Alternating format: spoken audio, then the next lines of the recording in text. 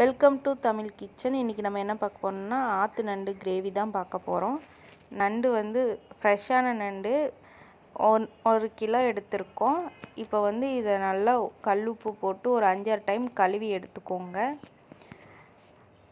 நல்லா வாஷ் பண்ணிடுங்க 5-6 டைமு. இப்போ கழுவி முடித்தோடனே நம்ம மசாலாவுக்கு ரெடி பண்ணிடலாம். இப்போ மசாலாவுக்கு தாளிச்சிக்கலாம். கொஞ்சமாக சீரகம், சோம்பு, வெந்தயம், பெப்பர் இதெல்லாம் சேர்த்து 1 நிமிஷம் போல் நல்லா கிளறி விடுங்க. ஒரு 2 பிடி கையளவு சின்ன வெங்காயம் சேர்த்துக்கோங்க. கொஞ்சமாக சால்ட்டு சேர்த்து நல்லா கிளறி விடுங்க.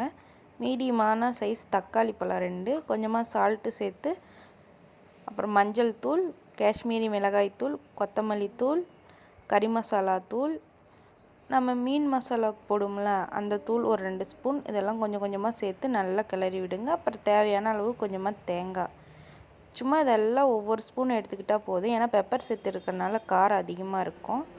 இப்போ வந்து நம்ம நைஸாக பேஸ்ட் மாதிரி அரைச்சி எடுத்துக்கலாம். இப்போ வந்து அரைச்சாச்சு. இப்போ தாளிச்சிக்கலாம்.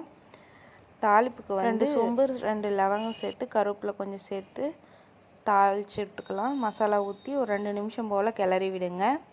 இப்போ தேவையான அளவு தண்ணி வச்சுக்கோங்க. ஃபஸ்ட்டே எவ்வளோ தண்ணி உங்களுக்கு தேவைப்படுதோ அவ்வளோ தண்ணி வச்சுக்கோங்க. இப்போ ஒரு கொதி வந்த உடனே நண்டு எடுத்து குழம்புல சேர்த்துக்கோங்க.